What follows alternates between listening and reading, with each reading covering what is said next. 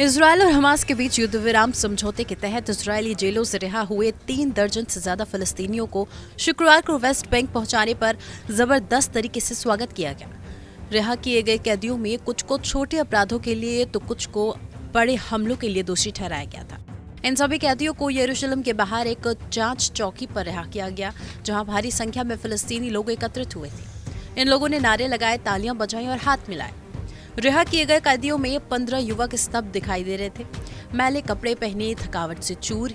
ये युवक रिहा होने के बाद जब अपने माता पिता से मिले तो उनके कंधों पर सर रखकर रोते हुए दिखाई दिए। रिहाई का समय रात का था, लेकिन आतिशबाजी की वजह से आसमान अलग अलग रंगों से पटा हुआ दिखाई दिया। वहीं देशभक्ति के संगीत ने माहौल को और खुशनुमा बना दिया।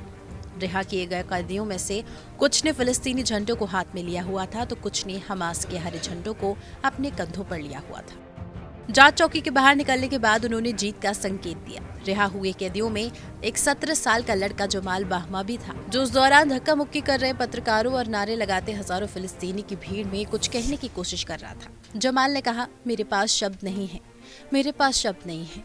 उसने कहा, भगवान का शुक्र है। जमाल के पिता ने जब अपने बेटे को गले से लगाया तो उनकी आंखों में से आंसू गिरने लगे, क्योंकि वो 7 महीने से पहली बार अपने बेटे को देख रहे थे। इजरायली बलों ने जमाल को पिछले वसंत में फिलिस्तीनी शहर ज़ेरिका में उसके घर से गिरफ्तार किया था और बिना किसी सुनवाई और आरोप के उसे हिरासत में रखा हुआ था। वहीं जमाल के पिता ने कहा, मैं उसे फिर से पिता की परवरिश देना चाहता हूँ। रिहा किए गए फिलिस्तीनी कैदियों में 24 महिलाएं भी शामिल थी, जिनमें से कुछ को इजराइल के सुरक्षा कर्मियों को चाकू मारने और अन्य प्रकार के हमलों के प्रयास में कई साल जेल की सजा सुनाई गई। 2 महीने से इजराइल की जेल में बंद 58 साल की हनान अल अरगौटी ने रिहा होने के बाद हमास और उसके नेता और गाजा के लोगों की तारीफ की। उसने कहा, अल्लाह हमारी तरफ से उन्हें इनाम दे, अगर ये न होते तो हम आज़ादी न देख पाते।